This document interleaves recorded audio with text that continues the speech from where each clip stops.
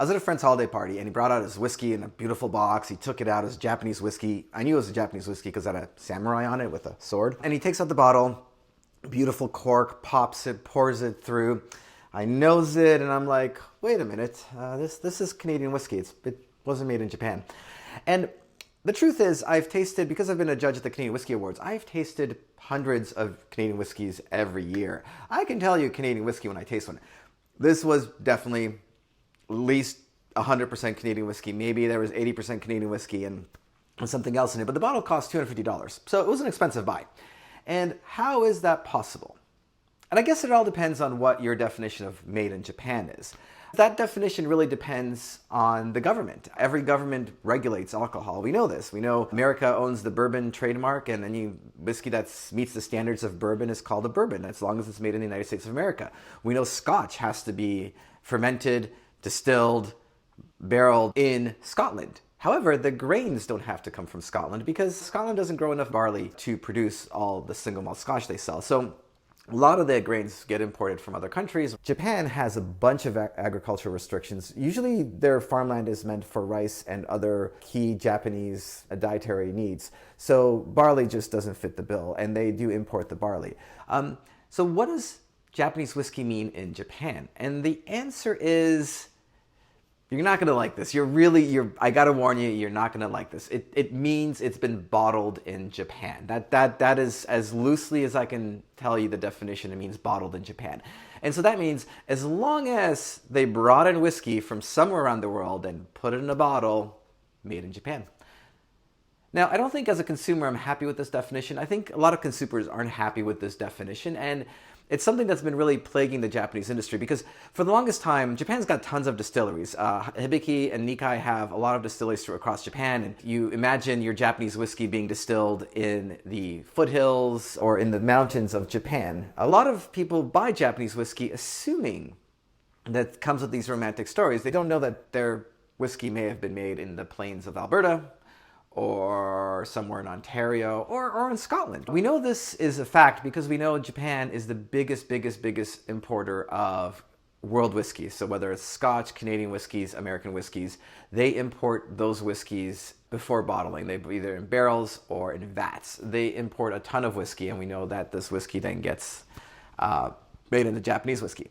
Now that's changed. A couple of years ago, there was an announcement made that the big producers will agree to certain standards, that if they're part of a coalition, and they will assure people that their whiskey is actually made in Japan. And by made in Japan, I mean fermented, distilled, barreled, and bottled, which I think is what most of us traditionally assume made in Japan or made in any country means, especially the distillation process and the maturation process, because all those processes are affected by the conditions. You mature something in a high altitude, it's going to be different. You distill something at high altitudes where the evaporation points are different, you're going to get a different whiskey, a different profile.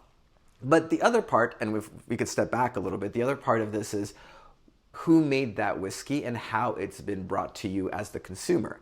Unless a product is a single barrel whiskey, it is a blend of something. A single malt is a blend of many barrels of single malts. And that blending process has an art and a craft to it in itself. We shouldn't take away from that process because that's an important part of making whiskey.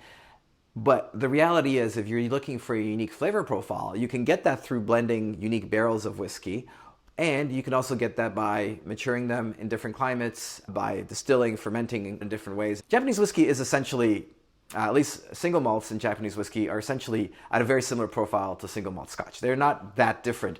They are made in a different environment, but they are not that different in flavor profile. I thought about this because I went to a Nikkei event, and they've been releasing barrels, single malts that have like a non-peated and peated. They've been releasing these in 2021. They're going to release some more in 2022 and so forth. Single malts, no age statement, which I'm okay with because I've tasted these whiskeys and they're delicious.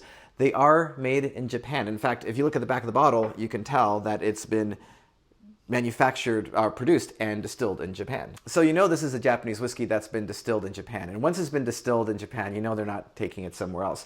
And I think that's the tip. If you're buying a Japanese whiskey, look at the label. If it says produced in Japan, that literally means it's nothing. It's been bottled. It's been the last part of the manufacturing process or the bottling process have been done in Japan. But if it says distilled in Japan and they specify distillery, you have certain assurances that at least some of the product comes from there. Now, Nikkei is one of the good distilleries. They did sign the coalition saying that that any whiskey that they produce will conform to the standards that's made in Japan, except for Nikkei by the Barrel. Now, Nikkei by the Barrel is a lovely product. It comes in a small little bottle.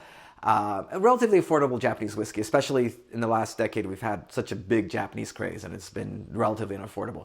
Nikkei by the Barrel is really great. Not Japanese whiskey. They own Ben Nevis in Scotland, so the assumption is that at least some of the juice that goes into Nikkei by the Barrel is Ben Nevis. And I don't mind that because I actually really like that whiskey. And they change it because it's made in batches. So every batch is a little bit different. And I could tell you that at least batches from some years ago, in my mind, nobody told me this, but in my mind, it had some Canadian whiskey as well. But it was an interesting blend of Canadian whiskey, single malt scotch, and maybe other products. Again, I don't know what's in there. I'm just from my palate, that's what I got. And I think that's an important point here. You have to trust the producers that are making the whiskey. And by trusting them, that means understanding that they have to conform to certain laws. And some of those laws aren't to the benefit of the consumer. So going back to my buddy with the $250 bottle of Japanese whiskey, that's what I avoid. That's what I would like you to avoid, is avoiding that point where you buy something that's not what you paid for. It has a samurai, must be Japanese, but in fact, it's Canadian whiskey. That's what I would like you to avoid. So I hope that helps. I wish I said this to my buddy that bought the $250 bottle of Japanese whiskey. It's too late for him. Hopefully it's not too late for you. Cheers.